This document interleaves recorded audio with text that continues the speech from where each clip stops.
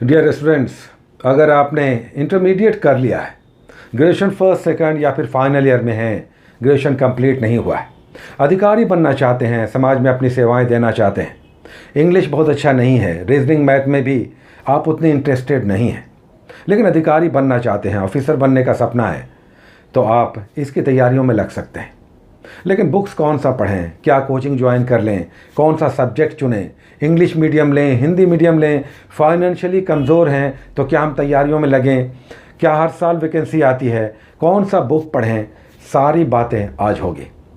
आप आज से तैयारियों में लग सकते हैं। अगर आप बीपीएससी या किसी भी स्टेट का पीसीएस देना चाहते हैं, ऑफिसर बनना चाहते हैं, यूपीएससी भी निकालना चाहते हैं, तो सब जगह एक ही पैटर्न है। पहले पीटी होगा, फिर मेंस होगा, फिर इंटरव्यू होगा और फिर आप सेलेक्ट हो जाते हैं किसी भी स्पेसिफिक जॉब के लिए। अगर आप आज से तैयारियों में लगना चाहते हैं तो सबसे पहले इसके पैटर्न को आप समझ लें कि ये एग्ज़ाम कैसे होता है, किन किन चरणों से होता है। सबसे पहले तो पीटी होता है, प्रीलिम्स, भीड़ छांटने के लिए, जो अलग अलग राज्यों में अलग अलग तय है। कहीं 150 क्वेश्चंस के, कहीं 200, कहीं 100 मार्क्स। ये प्रीलिम्स है, पीटी एग्ज़ाम है भीड़ छांटने के लिए, जिसमें यूजुअली 5 से 10 गुना छात्रों को लिया जाता है जितनी सीटें होती हैं। उसका 5 से 10 गुना अलग अलग पैमाने तय हैं, उसमें पीटी में आपके रिजल्ट्स आते हैं। अगर आप पीटी निकाल लेते हैं तो फिर मेंस के लिए आप एप्लीकेबल होते हैं।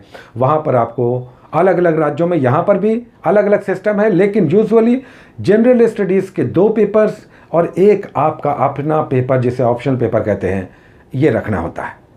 जनरल स्टडीज़ के 2 पेपर्स में हिस्ट्री है, ज्योग्राफी है, पॉलिटी है, इकोनॉमी है, साइंस एंड टेक्नोलॉजी है, इस हिस्ट्री एंड कल्चर है, ये सारे सब्जेक्ट्स होते हैं।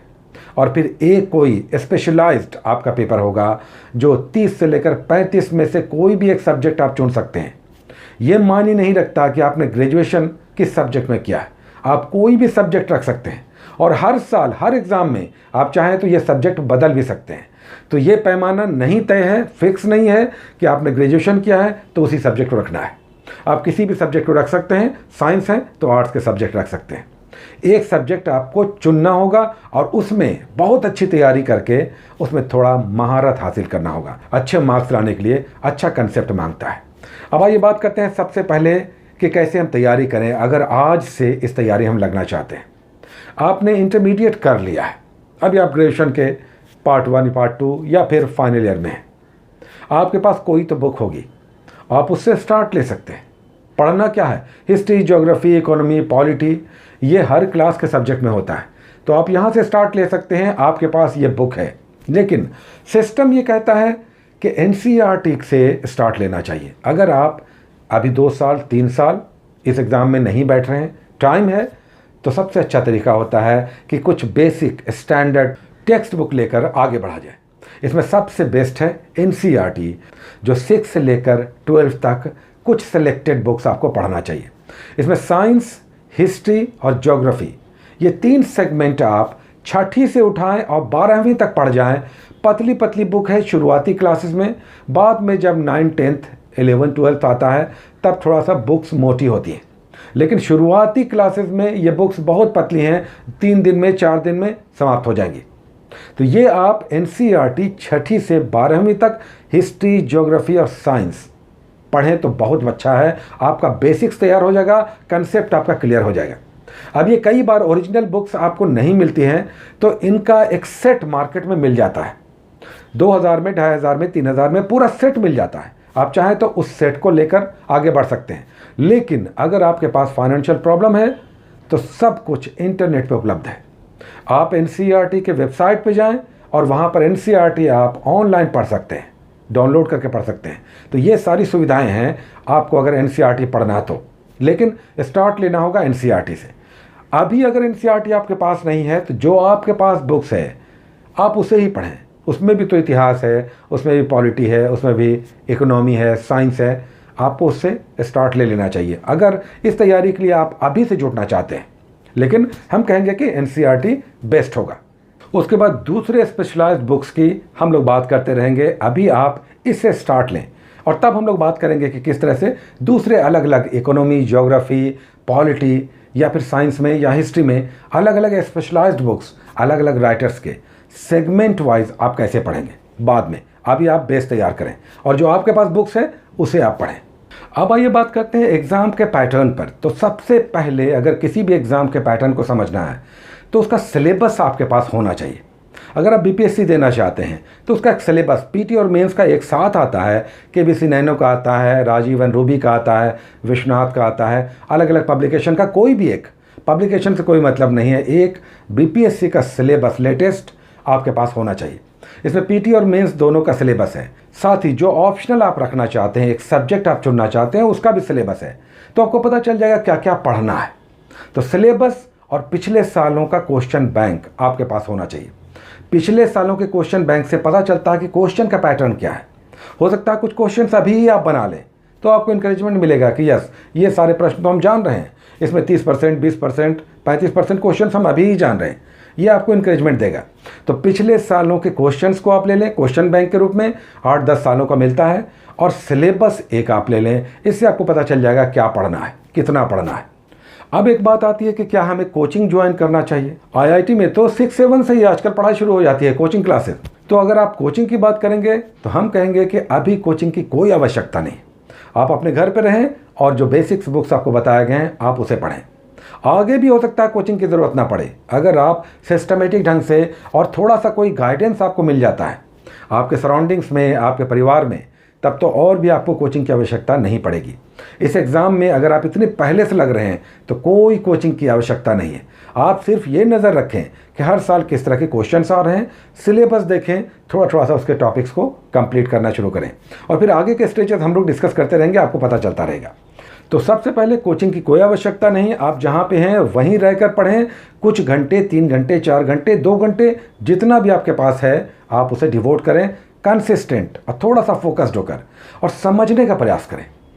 एक और इम्पॉर्टेंट बात, करंट अफेयर्स पीसीएस के एग्ज़ाम में बहुत वाइटल है। लगभग 30 से 40 क्वेश्चंस, 150 में अगर बीपीएससी की बात करें तो 30 से 32 क्वेश्चंस करंट अफेयर्स के ही होते हैं। तो करंट अफेयर्स एक बहुत डिसाइसिव फैक्टर है प्रीलिम्स में। जब आप मेंस देंगे तो वहाँ पर साइंस एंड टेक्नोलॉजी आएगा, वहाँ पर भी करंट का एक सेगमेंट होगा, वहाँ पर भी लगभग 120 मार्क्स के करंट से रिलेटेड क्वेश्चंस आपको दिखेंगे। तो आपको चाहिए कि एक अखबार, एक पेपर का आप आदत लगाएं उसे पढ़ने का। अभी तो परिस्थितियां हो सकता है बहुत जगह पेपर अखबार मिल भी नहीं रहे हैं, लेकिन जब भी स्थिति सामान्य हो एक अखबार का आपको हैबिट बनाना चाहिए। अब इसमें देखिए 5 पार्ट यूजुअली देखने को मिलता है। फ्रंट पेज, जिसमें कुछ बर्निंग टॉपिक्स, पॉलिटिकल, इकोनॉमिकल या देश से संबंधित। नेक्स्ट पेज पे आप जाएंगे तो आपके राज्य से संबंधित होता है। उसके बाद बीच में आप जाएंगे तो editorial page is very important. Mains point of view से भी और कुछ हद तक पीटी पॉइंट ऑफ व्यू से भी एडिटोरियल पेज बहुत इंपॉर्टेंट है, उसे समझना चाहिए। आपका जो विज़न है वो क्लियर कर देगा, आप राष्ट्रीय और अंतर्राष्ट्रीय मामलों में अपडेटेड रहेंगे। उसके बाद स्पोर्ट्स का पेज होता है, और स्पोर्ट्स के पेज से पहले इकोनॉमी का पेज होता है। शेयर बाज़ार है, विदेशी निवेश है, भारत की अर्थव्यवस्था है, ये सारी जानकारियाँ होती हैं। तो इकोनॉमी का पेज, उसके बाद स्पोर्ट्स का पेज, और एक इंटरनेशनल पेज होता है जिसमें अंतर्राष्ट्रीय खबरें होती हैं। आप अगर दैनिक भास्कर, हिंदुस्तान, दैनिक जागरण या प्रभात खबर, इस तरह का कोई भी आपके पास अखबार है तो आप कोई भी एक अखबार लें। अखबार में इंग्लिश में द हिंदू तो अल्टीमेट है, लेकिन अगर हिंदी अखबारों की बात करें तो जो भी आपके घर में आता है या जो भी आसानी से अवेलेबल है, कोई एक पेपर आप चुन लें। अगर हमारी बात कहेंगे तो हम आपको दैनिक भास्कर कहेंगे, हिंदुस्तान भी ठीक है, दैनिक जागरण या फिर प्रभात खबर भी बहुत अच्छा पेपर है। छोटा पेपर कई लोग कहते हैं, लेकिन ये पेपर बहुत अच्छा है। तो एक कोई पेपर का आदत आप लगाएं, इससे आपका पीटी तो होगा ही, मेंस बहुत अच्छा तैयार हो जाएगा। और साथ ही एनालिटिकल सोच आपका डेवलप करेगा कि अगर किसी बर्निंग टॉपिक पर कश्मीर का 370 धारा हटाया गया, अब उस पर एक कंसेप्ट आपका बिल्ड होगा कि क्या हो रहा है, सरकार किस तरह का निर्णय ले रही है, इसका रिपरकशन क्या है और इसके बाद क्या स्थितियाँ पैदा होंगी। तो ये हो गया आपका। तो बुक्स को आप पढ़ें जो अभी आपके पास है। एनसीईआरटी आप पढ़ना चाहें तो बहुत अच्छी बात है, अवेलेबल हो जाए, और एक अखबार का आप आदत लगाएं। एक गाइडेंस अगर आपको मिल जाता है तो सबसे अच्छा। ये गाइडेंस कोई ज़रूरी नहीं है कि आपके घर में हो, आपके पड़ोस में, आपके सराउंडिंग्स में कोई टीचर हो सकता है उनको ये जानकारी हो, पहले उन्होंने पीसीएस दिया हो, तो वो बहुत हेल्पफुल हो सकते हैं। फाइनेंशियली कोई प्रॉब्लम नहीं है, आप गरीब हैं, अमीर हैं, बहुत पैसा है, कुछ पैसा नहीं है, इससे आपकी तैयारी पर कोई असर नहीं पड़ेगा, बहुत बड़ा असर नहीं पड़ेगा। हाँ, अगर फाइनेंशियली थोड़ा सा आप अच्छी स्थिति में हैं तो बुक्स आप मनमानी चाहेंगे तो आप खरीद लेंगे, ये एक सुविधा होती है। उसके बाद इंग्लिश और हिंदी मीडियम को लेकर, चूँकि नया जनरेशन यूथ इंग्लिश मीडियम से ज़्यादा जुड़ा हुआ है, सारी बुक्स आप इंग्लिश मीडियम में पढ़ रहे हैं, तो आप इंग्लिश मीडियम के साथ जाएं। यूपीएससी में इंग्लिश मीडियम वाइटल है, वहाँ पर इंग्लिश मीडियम के ही अधिकतर स्टूडेंट्स होते हैं। लेकिन अगर आप स्टेट पीसीएस दे रहे हैं तो यहाँ पर बड़ी संख्या में हिंदी मीडियम के स्टूडेंट्स होते हैं, और इस कारण से हिंदी मीडियम के बुक्स बहुत सारे अवेलेबल हो जाते हैं। खासकर एग्ज़ाम के समय बहुत सारे GS1 GS2 या आपके ऑप्शनल के पेपर भी हिंदी मीडियम के ज़्यादा अवेलेबल होते हैं बनिस्बत इंग्लिश मीडियम के। तो यही है, स्टेट पीसीएस में ये मामला है, हिंदी मीडियम के अधिक बुक्स अवेलेबल होते हैं, क्योंकि बहुत सारे प्रकाशन हिंदी मीडियम से जुड़े हुए हैं। ये आपका मामला हो गया एग्ज़ाम में बुक्स से रिलेटेड। अब एक सब्जेक्ट आपको चुनना चाहिए, ये आपको दिमाग में रखना होगा कि एक सब्जेक्ट आपको चुनना पड़ेगा। GS1 GS2 तो सारे स्टूडेंट्स देंगे, सामान्य अध्ययन सबके लिए सामान्य होता है, लेकिन एक पेपर जो होगा वो बहुत सारे स्टूडेंट्स का अलग अलग होगा। बीपीएससी में ऐसे 37 ऑप्शनल पेपर हैं, जूलॉजी, बॉटनी, इंग्लिश, लिटरेचर के 9 पेपर्स हैं, इंजीनियरिंग के 3 पेपर्स हैं, उसके बाद आपका अकाउंट्स भी है, स्टैटिस्टिक्स है, बहुत सारा है, जियोलॉजी है, जूलॉजी है, सब कुछ 37 ऐसे सब्जेक्ट हैं जिसमें से एक आप कोई सब्जेक्ट चुन सकते हैं। अभी से आप ये माइंड मेकअप करें कि किस सब्जेक्ट में आपका इंटरेस्ट है, और उसके बुक्स भी आप पढ़ते हैं तो मन लगता है, उसे लेकर आगे बढ़ें। ये कोई मायने नहीं रखता कि आपने साइंस से किया है इंटरमीडिएट, अब आप पीसीएस में या बीपीएससी में कौन सा सब्जेक्ट रखें, क्या हिस्ट्री रख लें, क्या ज्योग्राफी रख लें, क्या हिंदी लिटरेचर रख लें, क्या एंथ्रोपोलॉजी रखें, पब्लिक एडमिनिस्ट्रेशन रखें, इसकी कोई समस्या नहीं है। जिस भी सब्जेक्ट में आपका इंटरेस्ट है, और सिलेबस आप देख लें, 1-2 टॉपिक्स पढ़ें आप, कभी कभी आप 1-2 टॉपिक्स को पढ़कर देखें अलग अलग सब्जेक्ट के, और देखें कि इंटरेस्ट किस में है। अगर इंटरेस्ट बन जाता है तो दी बेस्ट है, उस सब्जेक्ट को लेकर आप बढ़ें और धीरे धीरे उस सब्जेक्ट में अपना इंटरेस्ट बढ़ाएं। मान लेते हैं आप हिस्ट्री लेना चाहते हैं, तो हिस्ट्री के बुक्स आपका बहुत पहले से आप पढ़ते आ रहे हैं, तो आप देखेंगे क्या इसमें आपका इंटरेस्ट है। ज्योग्राफी, अब इसमें मैथ भी होता है, इसमें बहुत सारे फिजिकल, पॉलिटिकल, बहुत सारे टॉपिक्स होते हैं, तो क्या इसमें हमारा मन लग रहा है, क्या हम मैथ बहुत अच्छे से समझते हैं, तो ये सब करें। पब्लिक एडमिनिस्ट्रेशन से जुड़ा हुआ है, तो ये सारी बातें हैं, आपको एक ऑप्शन अभी से तैयार करना चाहिए, तब आगे जाकर आपको ये समस्या नहीं होगी कि कौन सा सब्जेक्ट हम रखें। बहुत सारे स्टूडेंट्स ऑप्शनल को लेकर बहुत परेशान रहते हैं, तो इस तरह से आप आगे बढ़ सकते हैं। कोचिंग की अनिवार्यता नहीं है, इंग्लिश हिंदी का कोई मसला नहीं है, साथ ही ये वैकेंसी हर साल आती है, आप जिस भी साल में एलिजिबल होंगे उस साल में वैकेंसी आएगी।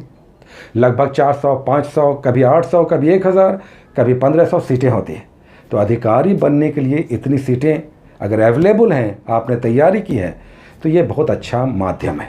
तो हम फिर से कहेंगे कि आपने इंटरमीडिएट कर लिया है, आप ग्रेजुएशन अभी कंप्लीट नहीं कर पाए हैं, तो अभी से तैयारियों में लगें। आपके साथ 2 बहुत अच्छी बात है कि आपके पास टाइम है, तो आप आराम से पढ़ रहे हैं। दूसरी बात, आपके पास अपना पेपर चुनने के लिए अभी काफ़ी समय है, जो बाद में बड़ी समस्याएं खड़ी करता है। और तीसरी बात, आपको कोचिंग की आवश्यकता नहीं पड़ेगी अगर अभी से आप ग्रेजुअली अपना स्ट्रेंथ बिल्डअप करने लगेंगे, कंसेप्ट बिल्ड करेंगे और एग्ज़ाम के लिए तैयारियों में अभी से लग जाएंगे। हमारे एपिसोड्स भी इससे संबंधित लगातार आते रहेंगे। आपको इस तरह की जो भी समस्या आप कमेंट करें, हम कभी कभी एपिसोड्स भी लेकर आ जाते हैं, कभी कमेंट में जवाब देते हैं जहाँ तक संभव होता है। एक हमने छत्र ही बना दिया है, एक एपिसोड का हमने अलग से एक ब्रांच ही निकाल दिया है, और ये है बीपीएससी दिन भर। तो बीपीएससी से रिलेटेड इस पर कुछ ना कुछ इन्फॉर्मेशन रेगुलर आपको मिलते रहेंगे, जिससे आपको पता चलता रहेगा कि आयोग क्या सोच रहा है, एग्ज़ाम का अभी पैटर्न क्या है, एग्ज़ाम कब होगा, कितनी सीटें हैं, कौन सा पेपर लेना चाहिए, कैसे हमें तैयारी को लेकर आगे बढ़ना चाहिए, कितना कट ऑफ होता है, सिलेबस क्या है, सारी बातें होती रहती हैं इस बीपीएससी दिन भर थंबनेल के नीचे जो एपिसोड्स आते हैं। तो आप अगर इंटरमीडिएट कर चुके हैं तो घबराएं नहीं, तैयारी आज ही से स्टार्ट करें। यही एक ऐसा एग्ज़ाम है जो आपको अधिकारी बनाता है, और बिना किसी टफ मैथमेटिक्स या रीजनिंग या इंग्लिश की जानकारी के। थोड़े बहुत रीजनिंग और मैथ के 2, 4, 5, 10 क्वेश्चन होते हैं जो उतने टफ नहीं होते, जो डिसाइसिव नहीं होते कि आपका रिजल्ट रोक देंगे। तो तैयारी करें। अगर आप अधिकारी बनना चाहते हैं, स्टेप बाय स्टेप बढ़ें, बेसिक्स बुक पढ़ें और कुछ अपने फेवरेट चैनल को फॉलो करते रहें, जिससे आपको नॉलेज मिलता रहे। Take care.